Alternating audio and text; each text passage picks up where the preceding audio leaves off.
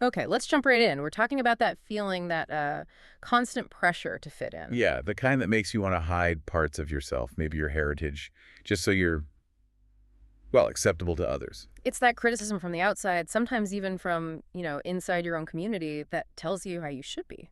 Exactly. And for Black youth, for many of us, it digs deep. It can lead to this internalized self-doubt. Yeah. Makes it hard to see your own value reflected anywhere. Zora Neale Hurston knew this pressure intimately. She faced it head on, especially from her peers, about how Black life should be shown or, how women were supposed to act. Right. They had these really rigid ideas, particularly during the Harlem Renaissance. It was a specific kind of representation they wanted. And her work, it didn't always fit that mold. They criticized her for being too authentic in a way, too rural, maybe. Which is just wild when you think about it. Being Huh. criticized for showing the richness of the actual culture. It's this identity erasure thing we're talking about. It diminishes your history, your roots. And that's the struggle, isn't it? Trying to hold on to yourself when everything's pushing you to conform. Zora's story is about fighting that. So let's just pause on that for a second. A question for you listening. When have you felt that pressure, that need to hide or change a part of who you are just to fit in? Hold that thought. Because Zora's response is, well, it's kind of the core of what we're exploring today. So let's properly introduce her. Zora Neale Hurston, author, anthropologist, folklorist, just a trailblazer. Absolutely. And Right. she fits right into this lineage of resistance we talk about, not through like overt political fighting necessarily, but through self-knowledge. Her life showed that knowing and honoring yourself, your real self, is maybe one of the most courageous, even revolutionary things you can do. And her upbringing is key here. She was born in Nothasuga, Alabama, 1891.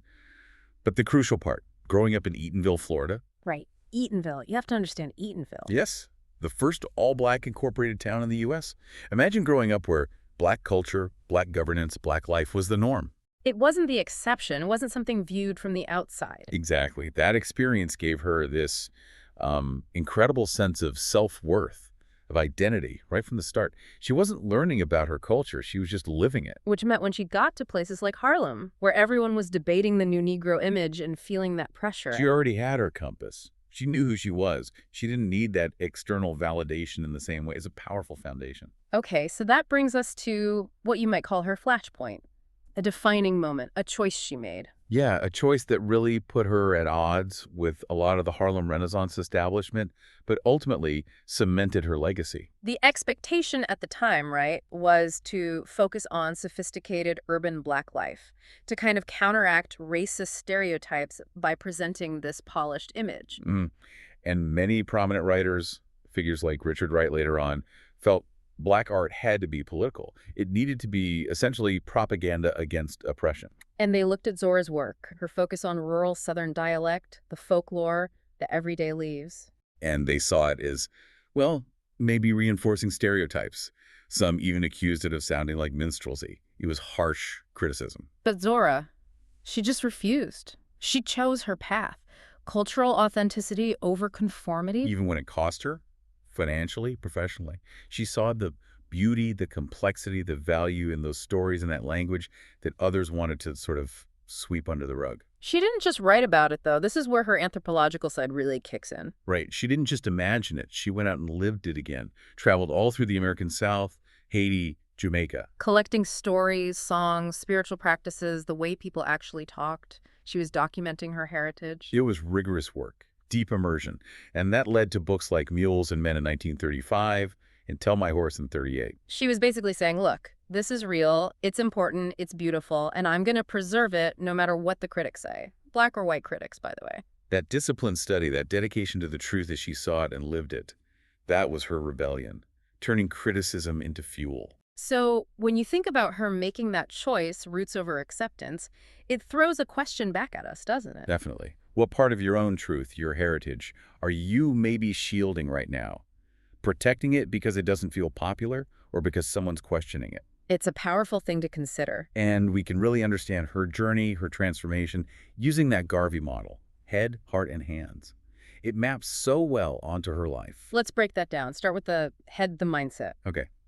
Zora's mindset was all about resilience, taking criticism, obstacles, even mistakes, and turning them into fuel for growth, for self-affirmation. Her anthropological work itself was a mental discipline, right? It wasn't just collecting stories, it was an act of knowing her people, which meant knowing herself on a deeper level. Precisely. Her mind became this, fortress. When people dismissed her work, she could point to her research, the lived experiences she documented. Her data backed up her vision. And that mental strength, that clarity, it fed directly into her heart, didn't it? Her purpose. Absolutely. That unwavering drive for authenticity, for celebrating her culture without apology. It aligns perfectly with Marcus Garvey's core ideas. It's interesting that Garvey himself saw that in her early on. He published her work in his newspaper, The Negro World. Yeah, it shows that shared understanding, that belief in cultural pride as the bedrock of, well, everything else. Personal power, collective power. Which leads us right to that Garvey quote that feels tailor-made for Zora. The man who knows himself fears no one. That's it, isn't it? Because Zora knew her story, she documented it, she trusted her lived experience.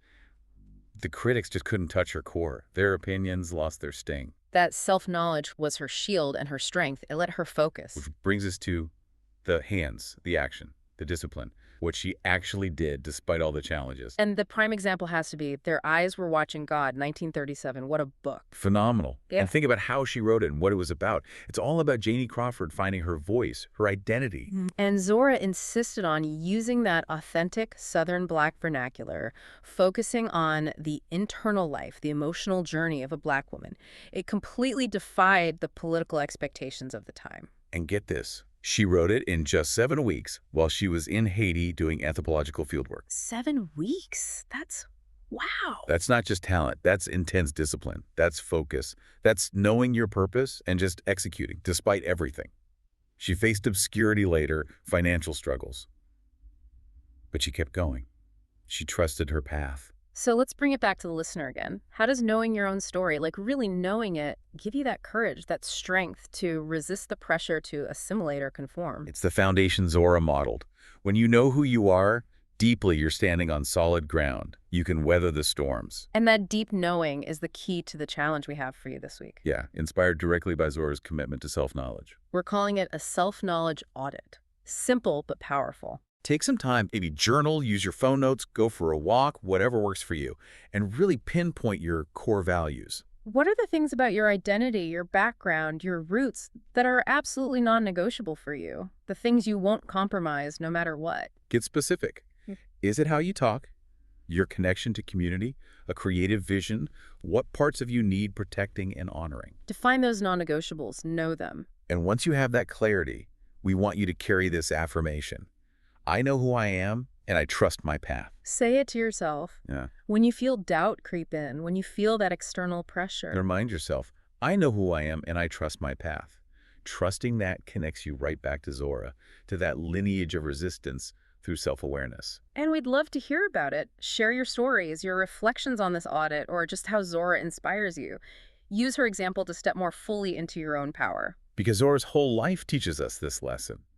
Knowing yourself, having that discipline, taking pride in your heritage, these aren't just nice ideas. No, they're tools. Powerful tools for transformation. They're what move you from that place of self-doubt to real self-confidence, to being unstoppable. And that's the work we're doing here, digging into these lessons from the Garvey classroom. Yeah, reminding ourselves that we shape our own reality.